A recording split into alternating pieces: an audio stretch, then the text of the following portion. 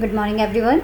Welcome to my channel Management Mantra. I am Dr. Barkha Gupta and आज जो हम preparation कर रहे हैं UGC नेट की, तो उसमें हम पेपर, जैसे मैंने बताया भी था कि हम पेपर कोड 17 और 55 को फोकस करेंगे, जो है आपका management as well as labour welfare and personnel management. तो इसके कुछ कॉमन टॉपिक हैं, उनको हम अभी देख रहे हैं, जिसमें इवैल्यूएशन ऑफ मैनेजमेंट थॉट्स आज हम पढ़ेंगे। इसमें हम देखेंगे कि कैसे मैनेजमेंट्स जो है वो किस तरह से आया है, कैसे स्टेप बाय स्टेप उसने अपनी पकड़ बनाई है ऑर्गेनाइजेशंस में, तो वो हम देख रहे हैं। सो इवैल्यूएशन ऑफ मैनेजमेंट थॉट्स।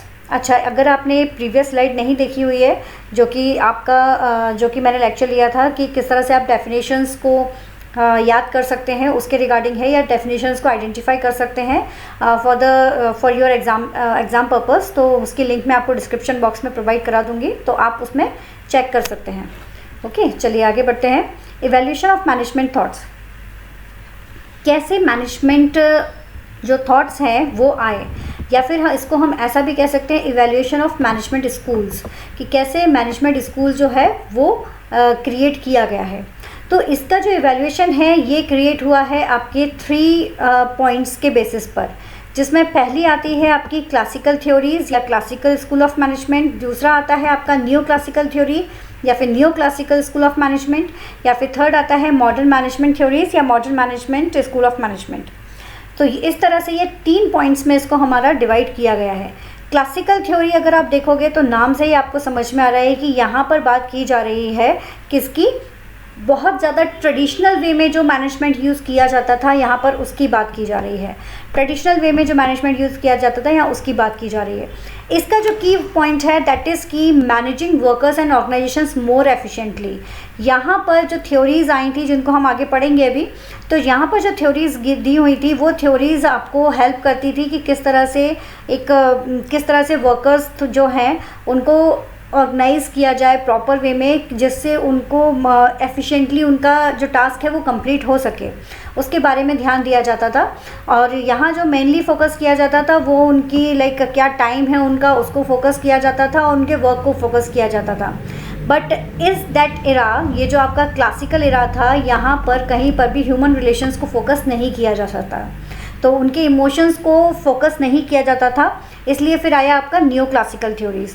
तो न्यू क्लासिकल जो थ्योरीज़ हैं आपकी, ये जो थ्योरीज़ हैं इनमें आपका बताया गया कि understanding the human behaviour in the organisation, यहाँ पर ह्यूमन बिहेवियर को फोकस करना स्टार्ट किया गया था, कि ह्यूमन बिहेवियर भी बहुत ज़्यादा इंपॉर्टेंट होता है किसी भी ऑर्गेनाइजेशंस के लिए। आप अगर सामने वाले के इमोशंस को फील नहीं करोगे तो वो उतना ज़्यादा डिवोटेड नहीं हो पाएगा आपकी ऑर्गेनाइजेशंस के लिए जितना उसे होना चाहिए। इसलिए ह्यूमन बिहेवियर को भी पॉइंट आउट करना बहुत इंपॉर्टेंट है। ये आपका न्यू क्लासिकल थ्योरी में फिर बताया गया। ठीक है, अब इन थ्योरीज़ के बाद नेक्स्ट आपका आता है that is the modern management theory. ये आपका थर्ड पार्ट है इसका इवैल्यूएशन ऑफ मैनेजमेंट थॉट्स में। फिर आपका आया मॉडर्न मैनेजमेंट थ्योरी, जो आज के टाइम पर भी चल रहा है। तो इसमें बताया गया कि इंक्रीजिंग क्वालिटी, एक तरह से मैं आपको शॉर्ट में बताऊं तो यहाँ पर जो एक तरह से डिसीजन मेकिंग जो प्रोसेस है, उसके लिए मैथमेटिकल और स्टैटिस्टिकल्स मेथड का यूज़ करना स्टार्ट कर दिया गया, क्योंकि मॉडर्न मेथड्स आ चुकी हैं। तो मॉडर्न तरीके से किस तरह से किया जा सकता है काम, उसे देखा गया। फॉर एग्जांपल अगर फोरकास्टिंग करना है तो फोरकास्टिंग के लिए आपका ट्रेंड रेशियो एनालिसिस मेथड का यूज़ किया जा सकता है। तो इस तरह से कुछ PERT CPM मेथड का यूज़ किया जा सकता है आपकी मैनेजमेंट एक्टिविटीज़ के लिए। तो इस तरह से मैथमेटिकल्स और स्टैटिस्टिकल मेथड्स का यूज़ किया जाने लगा मॉडर्न मैनेजमेंट में। इसके अलावा understanding the organisation as a system that transform inputs into the output, किस तरह से इनपुट को आउटपुट में ट्रांसफॉर्म किया जाने लगा है उसको भी देखा जा रहा है, एज वेल एज यहाँ पर इन्वायरमेंट को कांस्टेंट रखकर काम किया जा रहा है, उस प्रोसेस को भी यहाँ पर देखा जा रहा है। ठीक है, जैसे आपका जो सिस्टम है वो किस तरह से वर्क कर रहा है उसे फोकस किया जाने लगा है यहाँ पर। इसके अलावा जो आपके applying the management principles and process as dictate by the unique characteristics of each situations, किस तरह से हर एक सिचुएशंस के लिए हर एक तरह का यूनिक क्रिएशन किया जाने लगा, वो देखा जाने लगा। आपको भी पता है मैनेजमेंट बहुत बड़ा है, प्रॉब्लम हर तरह की आती है, सभी को एक जैसे नज़रिए से नहीं देखा जा सकता, हर प्रॉब्लम बिल्कुल डिफरेंट होती है। तो उस डिफरेंट प्रॉब्लम के लिए डिफरेंट सिचुएशंस हो सकती है, उसको सॉल्व करने के लिए डिफरेंट मेथड यूज़ की जाती है, वो आपका यहाँ पर मॉडर्न मैनेजमेंट में देखा जाने लगा।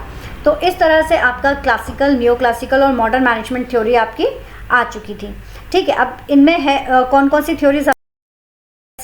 इवोल्यूशन ऑफ मैनेजमेंट थ्योरीज में आप देखोगे फर्स्ट आती है जैसे क्लासिकल थ्योरीज ऑफ मैनेजमेंट, जिसमें फर्स्ट है आपका साइंटिफिक मैनेजमेंट थ्योरी। ये सारी अभी मैं आपको एक इंट्रोडक्शन बता रही हूँ खाली इनका, बाकी डिटेल में आपको वन बाय वन सबका बताती जाऊँगी। एक एक जो सीरीज़ है मेरी उस लेक्चर्स में आपको एक एक थ्योरी का डिटेल में आपको प्रोवाइड करूँगी। तो जैसे आप फर्स्ट आ रहा है आपका क्लासिकल थ्योरी ऑफ मैनेजमेंट, जिसमें पहला है आपका scientific management theory. Scientific management theory आपकी आई थी 1880 में, given by the Frederick W Taylor, that जिसे हम कॉमनली FW टेलर भी कहते हैं। ये साइंटिफिक मैनेजमेंट थ्योरी आई थी आपकी। इन्होंने किस तरह से क्या वर्क करना चाहिए, कैसे टाइम और मोशन स्टडी यूज़ करना चाहिए, किस तरह से कुछ प्रिंसिपल्स भी दिए थे, वो सब इसमें आ जाता है क्लासिकल थ्योरी। क्लासिकल थ्योरी में सेकंड आपकी आई थी bureaucratic theory. Bureaucratic management theory आपकी 1920 में आई थी और ये आपकी मैक्स वेबर ने दी थी। एक बात ध्यान रखना, फॉर द UGC एग्जामिनेशंस आपको ज़रूरी अंदर के मैटर के साथ साथ आपको जो हेडिंग्स है वो याद रखना भी बहुत ज़रूरी है। इसलिए फोकस साइंटिफिक मैनेजमेंट थ्योरी कब आई है, किसने उसे दिया है, ये आपको पता होना चाहिए। क्लासिकल थ्योरीज़ में कौन कौन सी थ्योरीज़ आ रही हैं ये आपको पता होना चाहिए। अगर आप MCQ की बात करो तो अभी की अभी आप देखो तो कई सारे आपके सामने क्वेश्चंस आ गए हैं। पहला क्वेश्चन आ रहा है which one is classical theory, इससे रिगार्डिंग आपको क्वेश्चन आ सकता है। सेकंड क्वेश्चन आ सकता है कि Frederick FW Taylor, which theory is generated by the Frederick FW Taylor, कौन सी थ्योरी दी थी उन्होंने, किस ईयर में उसे दिया गया था।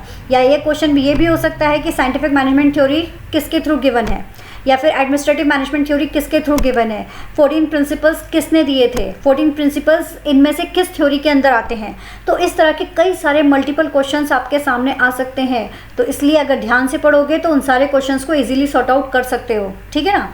तो नेक्स्ट है जैसे bureaucratic management theory given by the max weber 1920 में। नेक्स्ट आता है आपका administrative management theory. Administrative management theory आपकी कब आई थी, 1940 में आई थी और ये दी थी किसने, हेनरी फ्योल ने दी थी। हेनरी फ्योल के 14 प्रिंसिपल बहुत फेमस है जो कि एडमिनिस्ट्रेटिव थ्योरी में आते हैं। ठीक है, नेक्स्ट आपका आता है फिर इसके बाद नियो क्लासिकल थ्योरी। तो नियो क्लासिकल थ्योरी जो है आपकी, इसमें ह्यूमन बिहेवियर को फोकस किया जा रहा है। ह्यूमन बिहेवियर को फोकस करने के लिए फर्स्ट आपकी थ्योरी आई थी human relation theory. Human relation theory जिसे हाथोन एक्सपेरिमेंट भी कहा जाता है। तो हाथोन एक्सपेरिमेंट जो थ्योरी है आपकी given by the Elton Mayo, जो 1930 में आई थी। ठीक है, नेक्स्ट फिर इसके बाद आया था आपका behavioural science theory. Behavioural science theory आपकी मास्लो नीड हायरार्की थ्योरी है। मैक्सवेल का XY जो थ्योरी है वो इसमें आ जाती है। तो वो आपकी बिहेवियरल साइंस थ्योरी में आई थी, जिन्होंने इंडिविजुअल पर्सन्स के बिहेवियर को जज करने के लिए बताया था। नेक्स्ट आपका आता है मॉडर्न मैनेजमेंट थ्योरी। तो मॉडर्न मैनेजमेंट थ्योरी में आपकी आई थी क्वांटिटेटिव थ्योरी, जो कि जैसे मैंने आपको बताया था कि क्वांटिटेटिव थ्योरी आज के टाइम पर न्यूमेरिकल्स को भी यूज़ किया जाता है, मैथमेटिकल या स्टैटिस्टिकल टूल यूज़ किए जाते हैं मैनेजमेंट को और बेहतर बनाने के लिए। तो ये आपकी आई थी 1940 में गिवन बाय दी RM हॉटगेट्स, और इसके अलावा भी कई और रिसर्चर्स इसमें इन्वॉल्व थे, बट ये इनके मेन था।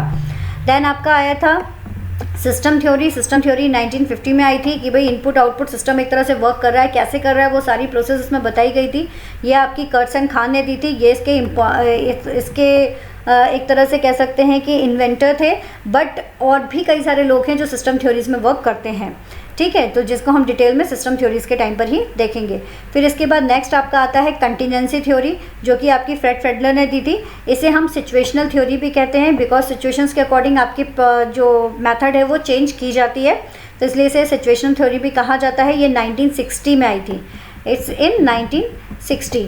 तो ये आपकी बेसिक थ्योरीज़ हैं जो जो आपकी management evaluation of management thoughts में आते हैं, या फिर इवैल्यूएशन ऑफ मैनेजमेंट स्कूल्स में आती हैं।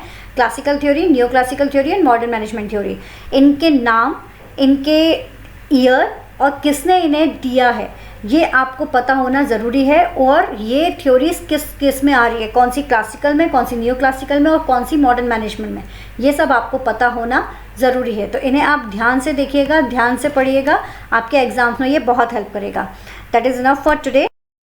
All the best for your examinations. अगर आपने चैनल अभी तक सब्सक्राइब नहीं किया है तो सब्सक्राइब कर दीजिए, और प्रीवियस अगर आपने मिस कर दिया है तो उसके लिंक मैं आपको डिस्क्रिप्शन बॉक्स में प्रोवाइड कर दूंगी, वो आप देख लीजिएगा। एज वेल एज़ अगर आपको पसंद आता है तो लाइक ज़रूर कीजिएगा। Thank you so much.